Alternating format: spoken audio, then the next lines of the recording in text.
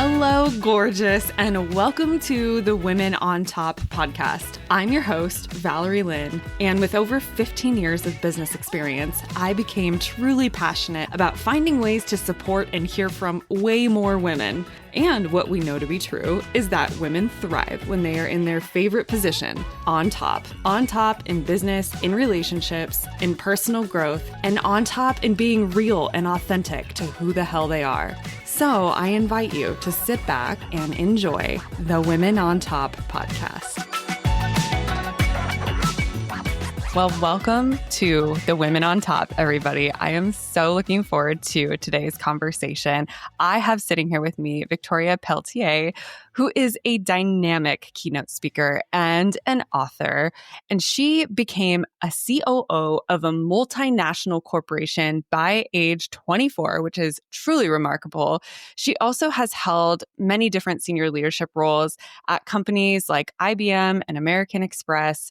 She's also just known for her resilience, her authenticity, and her advocacy for diversity and inclusion. And she inspires people with her message of having a no excuses philosophy. So I'm looking forward to diving in today. Victoria, thank you so much for being here. Thanks for having me. Happy to be here. Yeah. I want to start with this conversation around your journey to becoming a COO at a young age. You were really leading at the executive level when most of your peers were probably finding their footing and just figuring it all out. So can you kind of take us along that journey of what led you to, becoming the COO at that age? And were you also battling certain things like doubt along the way?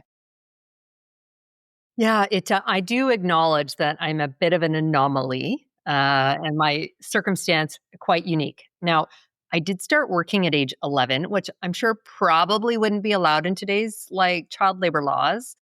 But I did. I worked in a hair salon doing everything except for the hair, the cleaning and the appointments and the cash. And actually, my first leadership role came at 14, where I was promoted to be the assistant manager of the shoe store that I worked at while I was in high school. Gosh. And then when I went to university, I worked, my plan was to be a lawyer. But when I was in university doing my undergraduate degree before law school, I worked at a bank that offered in their contact center, flexible to work around my work, my school schedule. And I was also doing some acting on the side. And so I got promoted really quickly there as well, because again, I came with leadership experience, even though I started there at 17 years old. And so when it came time to go to law school, I got offered a promotion and a relocation with that bank across the country. I'm originally from Canada. And so I moved to the big city of Toronto from Western Canada and thought I was taking 1 year off before law school. And I'll tell you, Valerie, I never went to law school because it turns out I love the corporate world. And I was given phenomenal opportunities. So I ended up 6 years total through university and beyond in banking. And I got recruited at age 24 to that chief operating officer, general management role for an outsourcing company, a BPO, business process outsourcing. And it was a massive stretch role for me. I got recruited because they had large banking clients, and I had been leading as a senior leader in contact center in a bank. So yes, stretch role. To your question around doubts, yes, I don't think the word imposter syndrome existed 25 years ago when I stepped into that role, but very real. I mean, I was feeling that because although I had operational experience, I knew the contact center world, I never had HR, marketing, sales reporting to me in that capacity in a business to business environment. So I needed to lean heavily upon the people on my team who did have that expertise. And I'm not a fan of fake it till you make it, except when it comes to confidence. So that was the one thing I showed up with, even though I wasn't feeling it on the inside. Oh my gosh. Okay. Can you share a little tip about how you do that? Like, how do you show up with confidence even when you're not feeling it? Because I think it's easy to say that. And I think it's maybe harder to actually put that into action. I think the fact that I had been acting for a number of years probably helped to, put on that mask and show up, quite frankly. But also, I even now, and people talk about, even if it's public speaking or even going into boardrooms and talking, I don't speak generally about things that I I'm not knowledgeable about. So I always tried to educate myself the best I could around whether it's the clients we were dealing with or that functional area I wasn't an expert in, learning as much as possible. So that helped give me confidence, knowing that I was coming from a place of knowledge, or I could leverage my experience. So that's where I helped, where yes, I was 24. By the way, I lied about my age in the upwards direction. What woman does that? And I certainly don't make myself older now. But if I was put into a corner, I did, so instead what I would do is leverage the experience I had. And again, at that point, when I stepped into that role, I'd already been a leader for 14 years and, working for 13 or whatever it was. So that helped me show up and give myself a little bit of confidence where I knew I lacked some experience in some other key areas. Yeah. Okay. I don't often hear that people love the corporate world. I feel like there's kind of this culture right now of people who almost are looking to get out of the corporate world. So tell me a little bit about that. What was it about corporate that made you love it? And I think still love it correct me if I'm wrong, but Although I have a weird mix, I'll acknowledge between, and I describe myself as an intrapreneur in that I've got a very entrepreneurial spirit in a big corporate environment. I have actually also built and bought companies. So I've been in, started companies from scratch and I've bought small companies. But what I mean by that corporate environment and why I chose the business path versus law, although corporate law was not one of the two I was considering, for me, it's about the big, hairy challenges that come. It's actually one of the reasons I also like business to business. You have an added layer of stakeholders that you're serving, right? So of course you've got your shareholders or the, C-suite of the organizations, but then you've got the clients that pay the bills and their end user customer, whether it's their customer or employee that you provide, products or services to. And so that adds complexity. So it was that complexity that came in the corporate world. It was also, I stepped very much into my leadership. And I realized, going into law at some point as a partner in a law firm, I'm going to have people, reporting to me, but the ability to be a lawyer and be a leader and shape strategy and lead teams down that path. It was just something I loved. And so for me, I've always had this mix of both big corporate and a little bit of that entrepreneurial bit as well, whether it's through side companies or side hustles even that I own. So I've got this good balance, but I'm also very clear on what I like. I'm not a startup girl.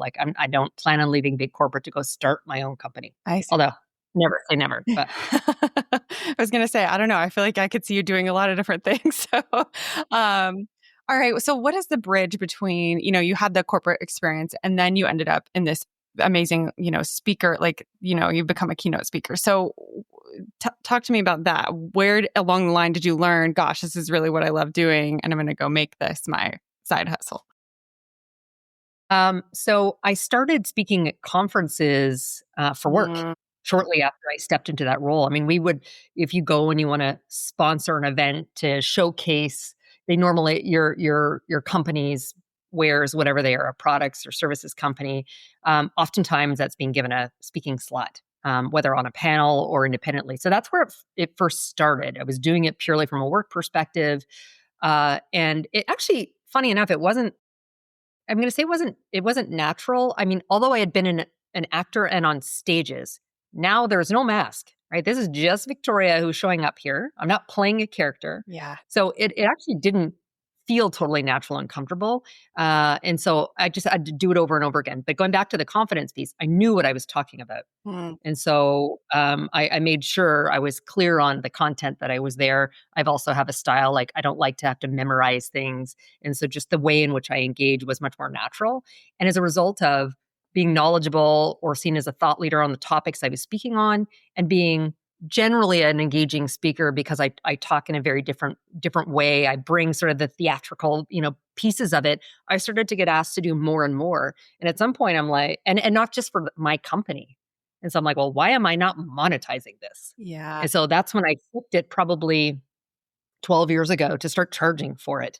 and make it part of my side hustle as well. And so I love it. The energy you get. I hated when COVID hit and having to do it almost all remotely. It's just not the same to like look in the whites of eyes of people in the audience, see their live expressions and emotions, and kind of feed off of it. So I just love it. I'm thankful that my company and most of the companies I worked for over the last many years utilize me heavily. So I get to do it both for work, but then also still maintain it on the side. Yeah. I love how you connected the acting piece. Like, you still get the sense of being on stage and engaging with the audience. And it's kind of fun to look back sometimes probably and connect those dots as, the Steve Jobs quote is. But I love that journey. So, for young women listening in, women on the rise, kind of, if you will, a lot of times, you know, and I'll add myself in, we're looking for the next level. And like, how do I get to the next level in my corporation or in my job or whatever I'm doing? And I feel like you've kind of mastered that. So, what are some practical tips maybe that you can share that you think might be helpful for somebody if they are trying to get to that next thing? I think there's a few things. And so the first is the confidence to ask for that promotion. And so there's data that shows that women typically will not apply for a promotion, or maybe it's a role at a new company, if they don't feel that they meet all of the skills listed in that role profile, or at least 8, 9 out of the 10. Men typically apply at 5. Right. So there is a difference. And so there's data that's proven. And so that's just, again, that's a confidence level for women. Like they need to step into that in their experience. So I'd say just, going for it. I have a saying, you don't ask, you don't get. I will tell you, my children have learned that pretty well. But I think I think it's really important for women to do that. So that's number one.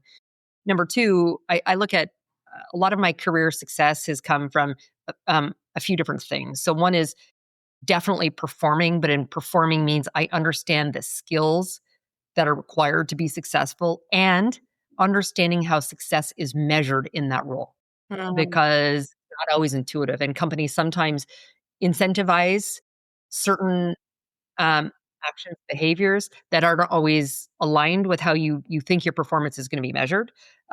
Other elements of that has been a strong personal brand. So I've been very focused on building a strong brand, which helps me be known, whether it's as a thought leader, as a strong person leader, or for the subject matter expertise. And so that's been a big part of it. There's other aspects just to managing time and saying no, but and then the last thing I would say for your listeners is um, recognizing there's 3 types of, I'll say, coaches, mentors you need in your life. And so there's the coach that coaches you on performance and how do you navigate within an organization. Typically, that's the person you report to, or generally someone more senior. So make sure you've got the right person coaching you on those. The next is mentorship. And so and it's not, that one's not always hierarchical. And so in this case, if you want to make a shift, maybe it's a lateral to make a step up or to a different industry, finding people that can mentor you in terms of what success looks like there, how to help navigate. And then the third is finding a sponsor. Now, I will say that one for me, I choose who to sponsor. Like that's not a formulaic match that like some companies create mentorship programs and match people. I need to choose that. But us finding the sponsor advocates for you when you're not in the room is about the strength of your brand. If I know that they're a strong performer with good, I'm very values driven. So who are they as a human? Like what does that fit look like? Those are important. So that's what I'd say. Performance, understand, performance, build a strong brand, just ask for it and find yourself great coaches, mentors, and sponsors. Yeah, those are great tactical tips that people can walk away from this conversation with and really make sure. I think that sponsor piece is huge. I think it's really important, like you say, because it's different than mentorship. And so for somebody listening in, if you don't have that sponsor piece, this might be a good takeaway for you. I know you have this mindset around no excuses. And so I feel like that just emulates through in everything that you talk about. And even just here through the screen, I can kind of feel that too. Where does that come from? And what was a time where maybe you had to navigate one of your own biggest excuses? Talk to us about that. So it comes from overcoming some pretty like traumatic events in my past, from like a very abusive childhood before being adopted out of that situation, and I have always reflected back on it to like, you have a choice. You cannot always control circumstance, the adversity that comes your way, the challenge, and obstacles, but you have a choice in how you respond to it. You know, I could have played victim and blamed a lot of like things on that, but I've made a choice that instead I'm not going to let my biology or circumstance define me. And so that I just sort of flipped it on its head, and that's where no excuses comes from. I've had lots of other, challenges over the years, whether it was my ex who passed away and I became a single mother to my children who were 9 and 13 at the time, and like having to deal with it. So I made a choice. In this case, I put my family first and left a job I loved, but I was on the road 90% of the time. Yeah. That was not going to be realistic, right? So that's where it comes from. And I've been in that, situation a number of times where, I made a decision actually even a few years ago to leave a company, and I had a verbal job offer. It wasn't papered, and I negotiated a good exit. Normally, I would say do not leave a company unless you have secured your next one, but this one was pretty close. And then it turns out that the board fired the CEO of that company I was going to be working for, and I found myself unemployed. So, again, I could wallow in sadness and pity for a while. Don't get me wrong; like I drank copious amounts of wine for a little bit there, and but I made choices, and my goal was actually to get out of the consulting world at that point. I wanted to go down a private equity portfolio path, and then it's a very hard field to break into. That was actually the job I was having offered to me, the one where the board fired the CEO.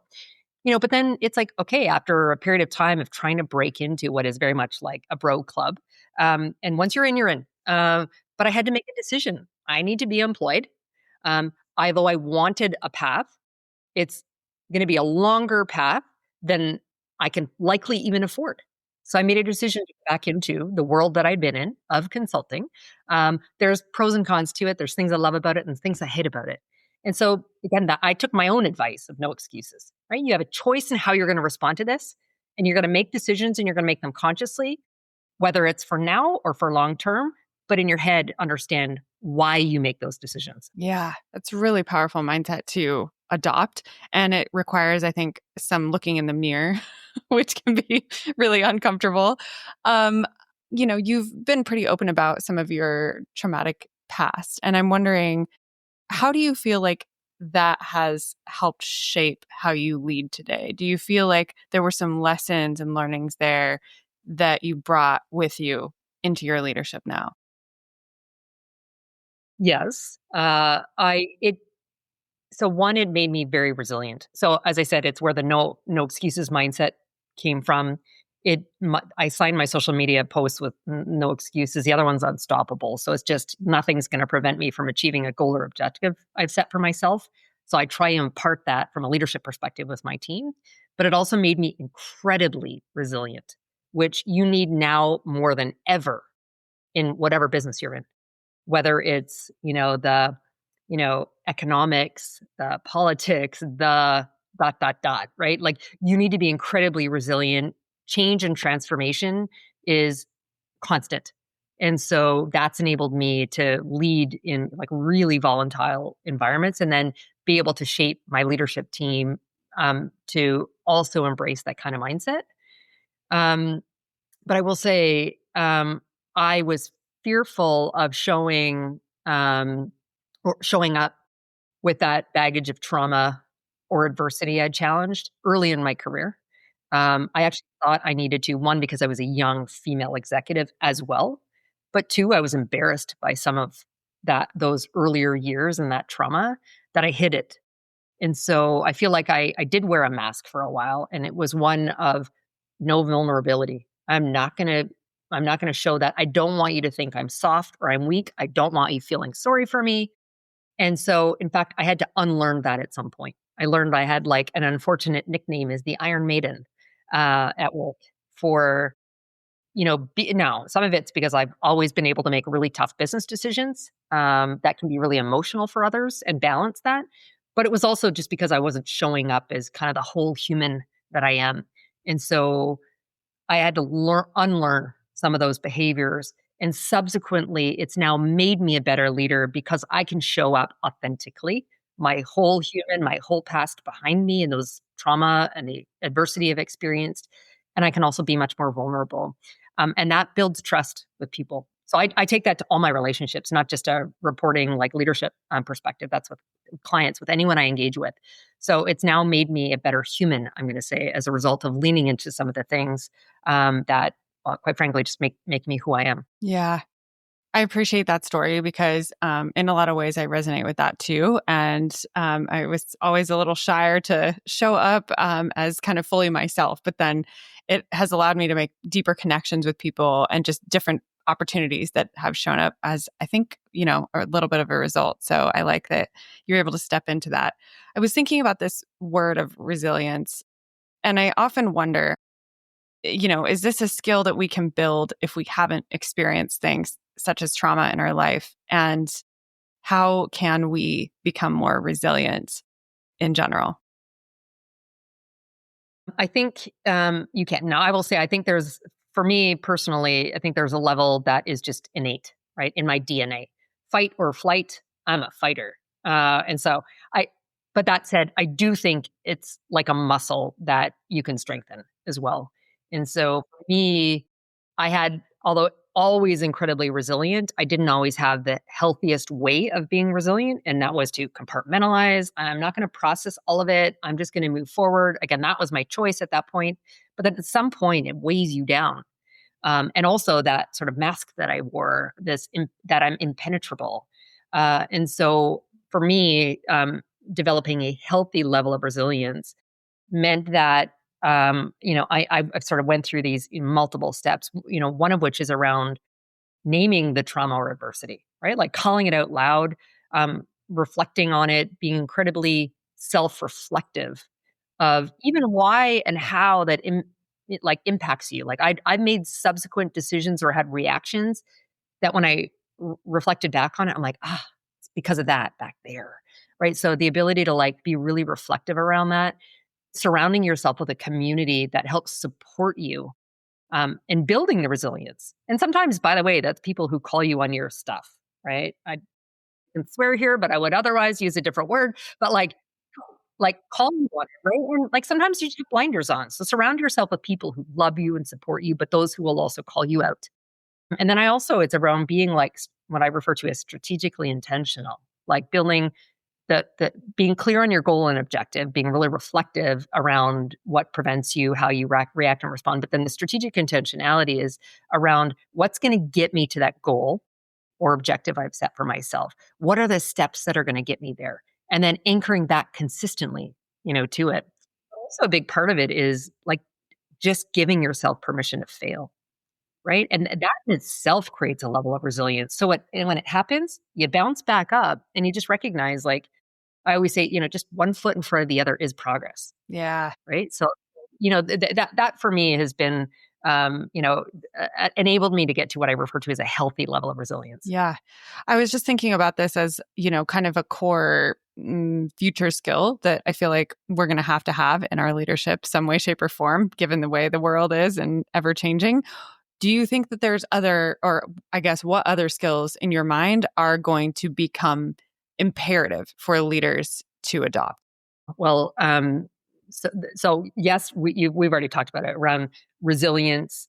There's a level of agility or adaptability that has to come. Like when I talked about that level of transformation that's coming. I mean, it used to be, certainly when I entered the corporate world, like there'd be some kind of big change or transformation that was coming maybe once a year, every couple of years, whether it was particularly as technology was being introduced and we're changing processes, or I've been a part of over 40 merger and acquisition transactions. So when something like that happens, the org changes.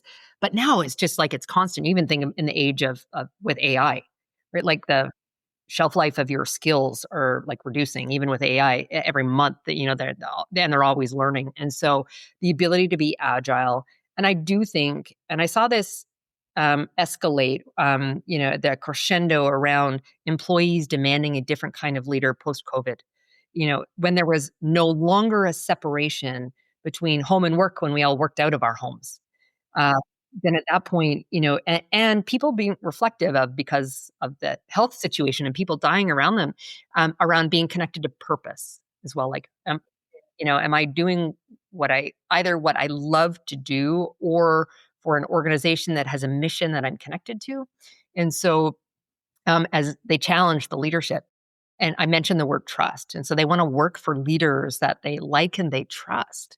And so, how do you build trust? Well, that authenticity, vulnerability, transparency in our communication, as well as creating that agile growth mindset. So and that's not natural for many leaders, particularly the older generation. I'll say, when I entered the workforce, this very top down, command and control was the way of the corporate world.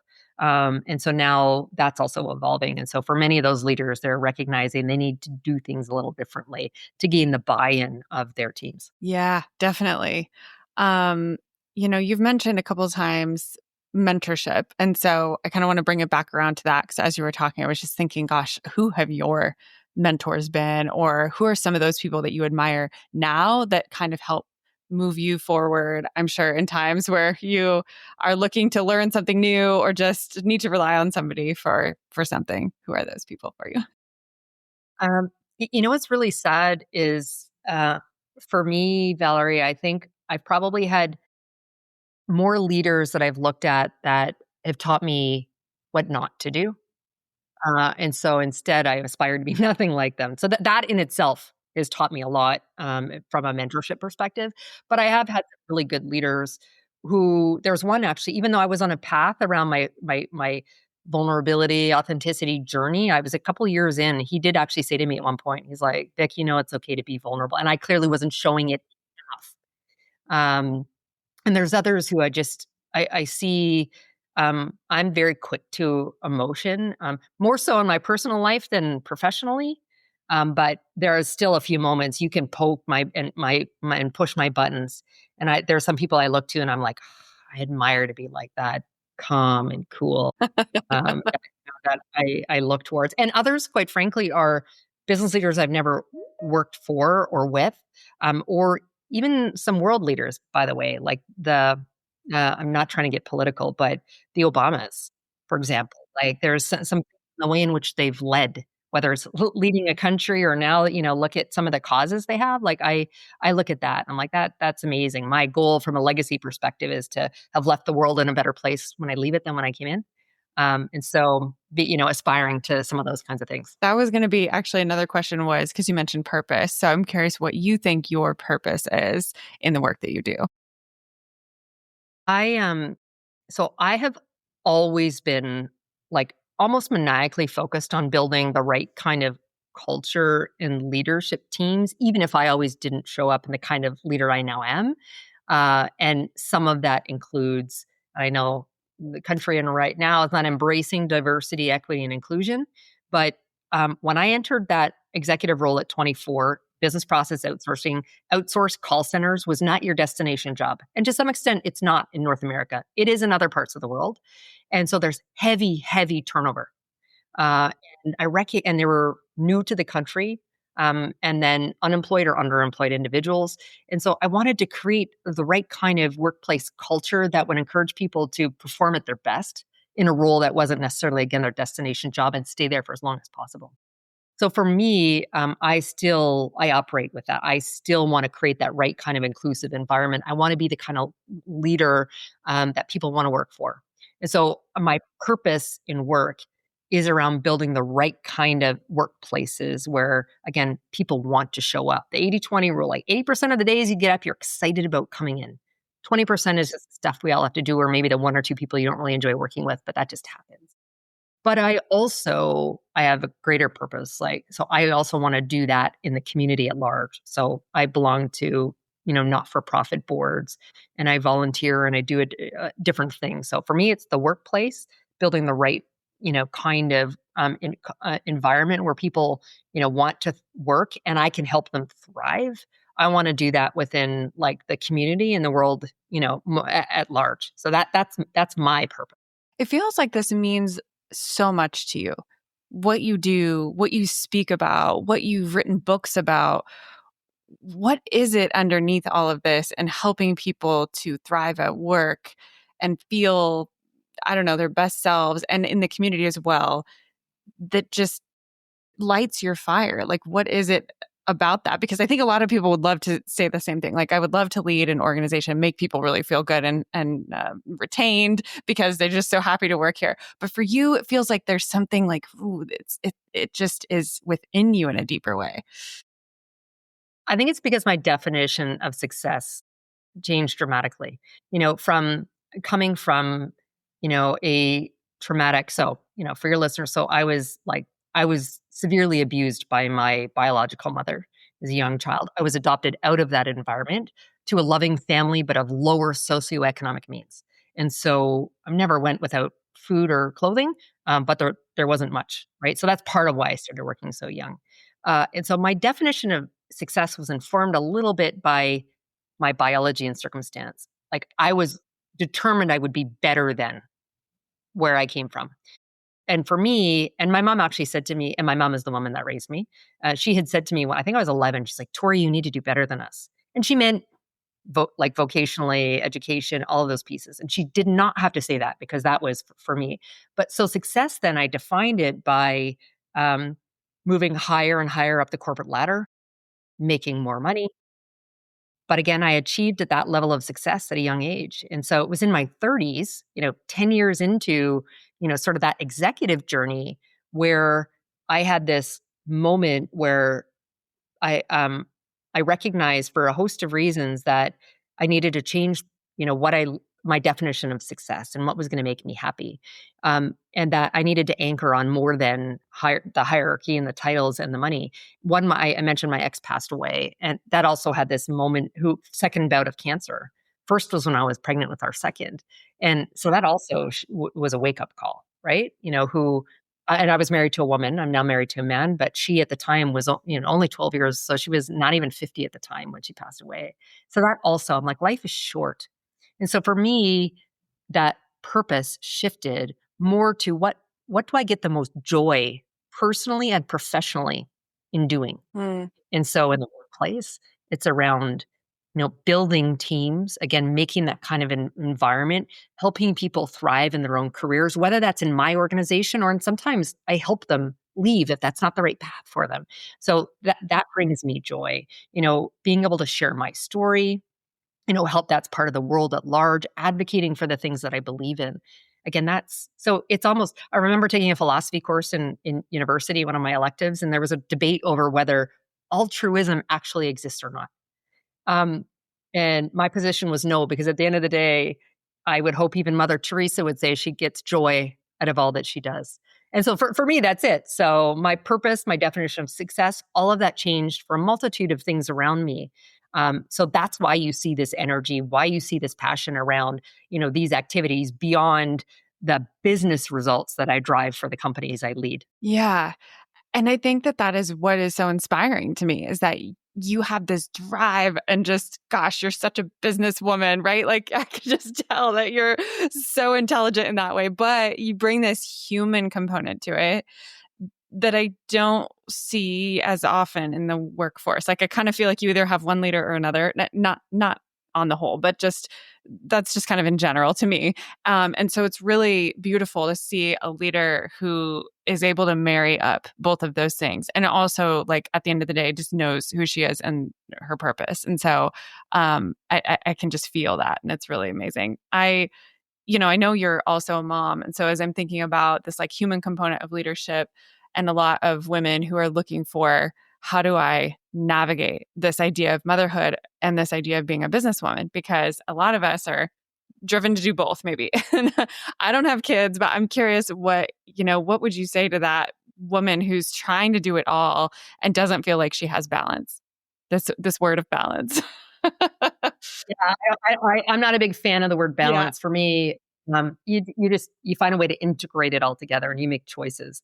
So for those who choose motherhood, and I say that because there's it's also okay for those who don't, right? Like, I knew from a very early age, particularly because then being adopted and not having biological like connection around me, I wanted my own, right? So I knew from a very young age, and I gave birth to my first son, like, by the way, 3 months before I stepped into that executive role. I was not even 24. I was Wow. 6 weeks, 6 Okay, weeks we're shy going of to my circle back 24th. to that. So for me, it's also not a choice or a trade-off. I feel like many think that they have to choose motherhood, career, and that it's always going to be in conflict. And so for me, it never has been. But again, you make choices, and so in recognizing about the right kind of integration, you're going to make decisions at time, and sometimes you make trade-offs for one versus the other. So I think of, when my youngest was 2 years old, my kids were 6 and 2. I spent 220 days on the road that year. That was when we acquired a bunch of companies. I was layouts. I mean, I saw no, and so at that point, I missed a lot. My youngest was, learning to speak in full sentences, and so I'd come home on the weekend. I'm like, oh my gosh, like what did I miss this week? And then I made a choice, after 18 months of that and no end in sight for that kind of travel to go to. I loved the job, but like that was just not sustainable. So I changed and I went. Actually, the same leader who told me about being vulnerable, he hired me. He went to a new company. I went and I followed him, and had a much more of a balance from a travel schedule. Mhm. But then, although I did divorce my ex before she passed away, we shared custody of our children. Um, and I still traveled a lot, and so she would have the kids when I traveled, and I was traveling something like 80-90% of the time. I loved that job, but after she passed away and I became a single parent with no family to support me, I left that job for one that wasn't as fulfilling for me at the time, nor as challenging, but I only traveled 10% of the time. Mm. So that's where I would tell, women or men who are aspiring parents or in that zone that, you just find a way to integrate it. So for me, I did try when the kids were younger when working in a physical office versus sort of this hybrid environment now, to get home, have dinner with them. Once they went to bed, I was back online for a couple of hours. Right. But Mm. that's how I chose to manage it all. And I feel like you'll make these trade-offs. And I hope that, my kids would, reflect now they're 25 and 21. So it makes me feel really old when I say that. But that they would recognize that I was there for them in the times that mattered. Yeah. Yeah. I kind of appreciate that, like the trade-off, and that you have to kind of evaluate what season of life you're in and where, like, what's important almost in that time. I've heard the saying of like, you can do it all, but you can't do it all at the same time or something like that. And I feel like that's kind of similar to what you're talking about. What's your hope for your children? I feel like you're just somebody who has big aspirations. Give Um, them. I want them to be, at the end of the day, happy and healthy, and whatever that means for them. Hmm. I feel like they've had the pressure of having a mom who's done and been fairly successful. I feel like they wear that more than I feel I've put it on them. And so I want them success. They will define what that is. So my younger one said to me, I don't know, maybe 14, like, Mom, what do you think I should do, for work? And I said, well, I said, following your passion, right? Like something you're going to enjoy doing. And hopefully the money will follow. And I said at the time, I think, he could either go, he did a lot of work with like special needs kids. And I said, I could see you going down that path, Yeah. but he could also sell ice to Eskimos, the stuff he talked his older brother into, right? And he said, well, which one makes more money? And I was like, I'm not going to tell, I can tell you which one's going to make more money, but that's not it. So that's where I tried. So that's my goal for them. If they choose to be partnered, if they choose to have children, although that said, I did tell the two of them, at least one of you has to make me a grandmother. Because but I was like, I was a young mother by choice. Do not make me a young grandmother by accident. So please take care of business.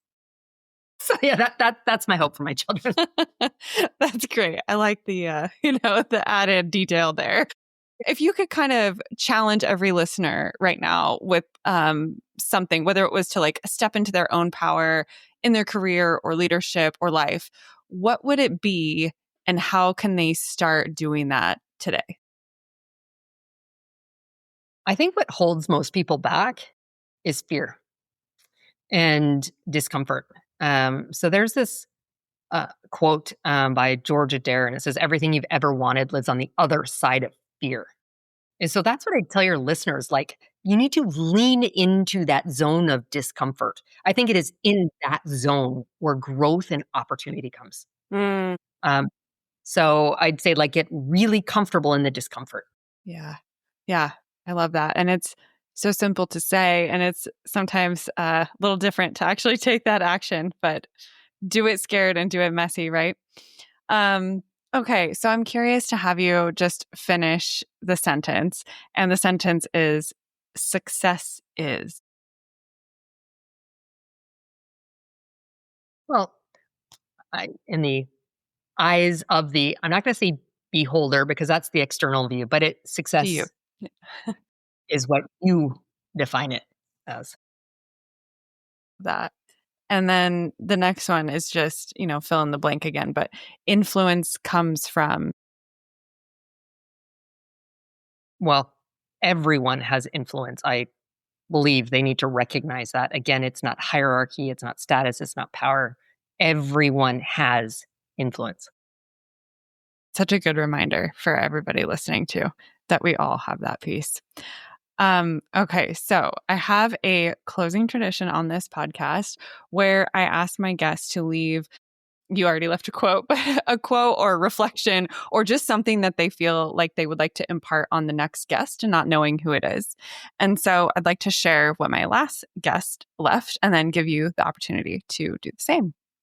So my last guest, I talked to her and she said, just for some context, she said, the quote I keep coming back to is by Marie Oliver, which is, "Tell me, what is it you plan to do with your one wild and precious life?" And she said, whenever I find myself afraid of doing something, I come back to that quote and it instantly reminds me that we only have one life on this planet and we don't even know when our precious life is going to end.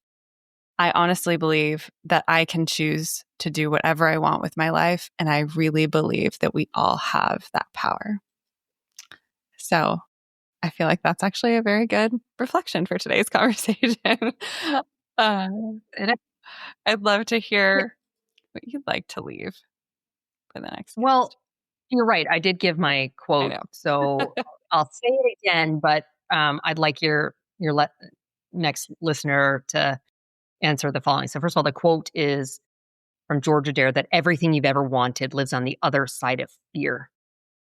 So in saying that, I'd love for your next guest to, like, talk about what makes them fearful, what puts them in that zone of discomfort, and what would they do if they could step into that place. Oh, I like that. That's a bold, edgy challenge as well. We love that on this podcast. I like that one. I'm going to have to do that for myself. That's so perfect. Victoria, gosh, you are just, I used the word at the beginning of this conversation, but dynamic. And I feel like that truly is how I would describe you. You are dynamic, you are a force. And you also just have this like depth to you that I think is just so moving. And so thank you for the impact that you are having on so many people and just using your voice for the better and just to help, influence so many people. Thank you for being here today. Thank you so much. Thank you for tuning into the show today. And before you go, I just have one quick favor to ask of you. There is a really simple way that you can help support me and help support this show, and that is to hit that follow button on whatever app you're listening to the show on. I'm trying really hard to level up the content and deliver unique value and amazing guests, and just hitting that follow button is the magic that will help continue to empower that. And remember that the world deserves to hear your voice and your stories, and you deserve a place at the top.